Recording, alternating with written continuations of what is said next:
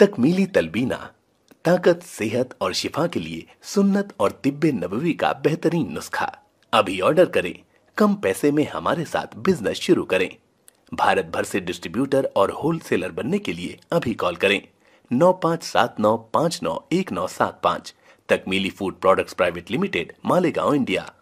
السلام علیکم ناظرین، سلامتی ہو آپ پر جہاں بھی آپ ہوں۔ کیلنڈر پر آج دن میں تاریخ رہی 11 ذوالحجہ، انگریزی تاریخ جولائی بھی 11 ہے۔ اپنے میزبان راہی حجازی سے انڈیا کی خبریں سنیے۔ انتظامیہ نے تاریخی عیدگاہ سری نگر میں نماز عید ادا کرنے کی اجازت نہیں دی۔ انجمن اوقاف جامع مسجد سری نگر نے کہا ہے کہ انجمن نے عید الاضحیٰ کی نماز 9 بجے ادا کرنے کا باضابطہ اعلان کیا تھا، لیکن بدقسمتی سے انتظامیہ نے اس کی اجازت نہیں دی۔ بیان میں یہ بھی کہا گیا کہ انتظامیہ نے انجمن اوقاف کے عہدیداروں سے مل کر یہ باور کرانے کی کوشش کی کہ چونکہ تاریخی عیدگاہ سری نگر میں بارش کی وجہ سے عید الاضحیٰ کی نماز ادا کیا جانا ممکن نہیں ہے، اس لیے جامع مسجد میں صبح 6:30 پر عید کی نماز ادا کی جائے۔ انجمن نے اس امر پر شدید رد عمل کا اظہار کرتے ہوئے کہا کہ عید الفطر کے بعد اب عید الاضحیٰ کی نماز کی ادائیگی پر بھی قدغن لگائی جا رہی ہے، جو کہ حد درجہ افسوسناک اور قابل مذمت ہے۔ اس دوران انجمن اوقاف نے وقف بورڈ کو تاریخی عیدگاہ میں حسب روایت نماز عید الاضحیٰ کے تئیں انتظامات کرانے کے حوالے سے قبل از وقت اطلاع دی تھی، جسے پورے کرنے کے بجائے ہیلے بہانے تراشنا قابل افسوس ہے۔ بیان میں یہ بات بھی واضح کی گئی ہے کہ مرکزی جامع مسجد کشمیر کی سب سے بڑی عبادت گاہ ہے اور یہ کوئی مقامی مسجد نہیں ہے، بلکہ یہاں مسلمان دور دراز علاقوں سے بھاری تعداد میں جمع ہو کر ملت کی اجتماعی وحدت کے تصور کو اجاگر کرنے کے ساتھ ساتھ اللہ تبارک و تعالیٰ کے حضور سجدہ ریز ہو کر ذہنی اور روحانی سکون حاصل کرتے ہیں۔ اسی تناظر میں انجمن اوقاف نے کئی روز قبل صبح کے 9 بجے عیدگاہ سری نگر میں اور موسم کی خرابی کی صورت میں مقررہ وقت پر مرکزی جامع مسجد میں عید الاضحیٰ کی نماز ادا کرنے کا باضابطہ اعلان کیا تھا۔ بیان میں یہ بھی کہا گیا ہے کہ اگست 2019 سے میر وائز ڈاکٹر مولوی محمد عمر فاروق کی طویل نظر بندی عوام کے لیے سخت تشویش اور باعث اضطراب ہے، کیونکہ میر وائز نماز عید سے قبل ہمیشہ فلسفہ قربانی پر وعظ کے ذریعے عوام تک عید کے پیغامات اور تعلیمات کو پہنچانے کی کوشش کرتے تھے، جسے ناممکن بنا دیا گیا ہے۔ ادے پور قتل کے بعد RSS کی مسلمانوں کو نصیحت، ایسی حرکتوں سے گریز کریں۔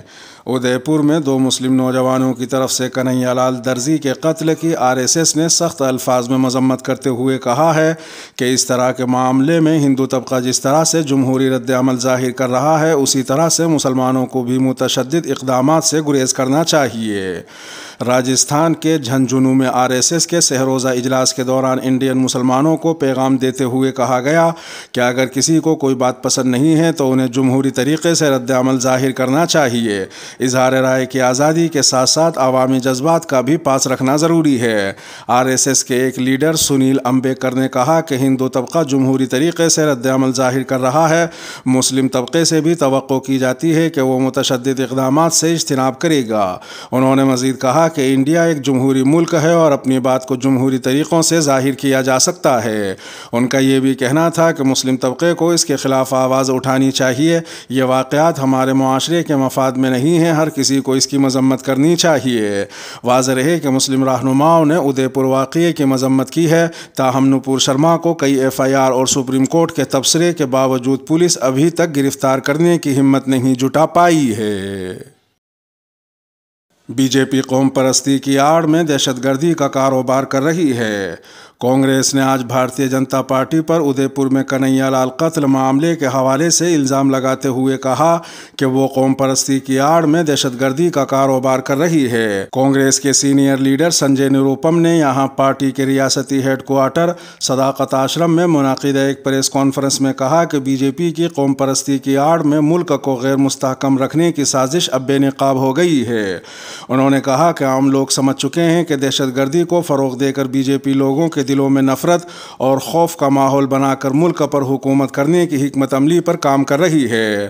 سنجے نروپم نے کہا کہ ادے پور میں کنہیا لال کا قتل عام B J P leader Nupur Sharma کے اکسانے پر ہوا تھا اور ایک ہندو بھائی کو بی جے پی ممبر نے مار دیا تھا۔ انہوں نے کہا کہ اگرچہ کانگریس نے دہشت گردی اور دہشت گردوں پر کبھی کوئی سیاست نہیں کی اور نہیں اسے کبھی مذہب سے جوڑا ہے، لیکن حالیہ واقعات پر حکمراں جماعت کی دوغلی پالیسیاں ناقابل معافی اور گھناؤنے فعل کے زمرے میں آتی ہیں۔ کانگریس لیڈر نے کہا کہ جموں کشمیر میں چاہے وارڈ سے ملک کے مطلوب دہشت گرد کو ٹکٹ دینے کی بات ہو یا دہشت گردی کی فنڈنگ اور ہتھیاروں کی خریداری میں مشتبہ افراد اور مجرموں کی جانچ ہو، سبھی بی جے پی کے ممبر رہے ہیں۔ انہوں نے مزید کہا کہ سب سے بڑی بات یہ ہے کہ یہ دہشت گرد ملک کے وزیر داخلہ سے لے کر ریاستوں کے وزیر اعلیٰ تک براہ راست نظر آ رہے ہیں۔ سپریم کورٹ میں سماعت تک شیو سینا کے باغیوں پر اسپیکر کوئی فیصلہ نہ لے۔ سپریم کورٹ نے مہاراشٹر میں شیو سینا کے ارکان اسمبلی کی نااہلی کی سماعت شروع کی۔ اس دوران وکیل کپل سبل نے عدالت میں کہا کہ کل نااہلی کیس کی اسمبلی میں سماعت ہوگی، اگر عدالت آج نہیں سنتی ہے تو کل اسپیکر اسے خارج کر دیں گے۔ انہوں نے مزید کہا کہ عدالت کے اس معاملے کو سننے تک ابھی فیصلہ لینے سے روکا جائے۔ اس پر chief justice of India N V Ramana نے کہا کہ اسپیکر کو بتایا جائے کہ وہ ابھی کوئی فیصلہ نہ لیں، تاہم انہوں نے یہ بھی کہا کہ یہ وقت طلب معاملہ ہے اور فوری بینچ تشکیل نہیں دی جا سکتی۔ واضح رہے کہ اس معاملے کا اثر مہاراشٹر کی سیاست اور حکومت کے مستقبل پر پڑے گا۔ اس سے پہلے مہاراشٹر میں شیو سینا کے 16 ایم ایل ایز کی نااہلی کے معاملے پر آج سپریم کورٹ میں سماعت ہوئی۔ ادھو ٹھاکرے گروپ کے سنیل پربھو سپریم کورٹ پہنچے اور نااہلی کیس کی سماعت کا مطالبہ کیا۔ کانوڑ یاترا کے راستوں پر گوشت کی فروخت پر لگے گی پابندی۔ اتر پردیش کی حکومت 2 سال کے وقفے کے بعد منعقد ہونے والی کانوڑ یاترا کے لیے مختص راستوں پر کھلے میں گوشت کی فروخت پر پابندی لگانے کا منصوبہ بنا رہی ہے۔ واضح رہے کہ کانوڑ یاترا 14 جولائی سے شروع ہو رہی ہے، جو کہ 15 دن تک چلے گی۔ وزیر اعلیٰ یوگی آدتیہ ناتھ نے عہدیداروں کو ہدایت دی ہے کہ وہ کانوڑیوں کے ذریعے استعمال ہونے والی سڑک کی صفائی کریں اور ان راستوں پر روشنی اور ابتدائی طبی امداد کے انتظامات کرنے کے علاوہ کھلے میں گوشت کی فروخت پر پابندی عائد کریں۔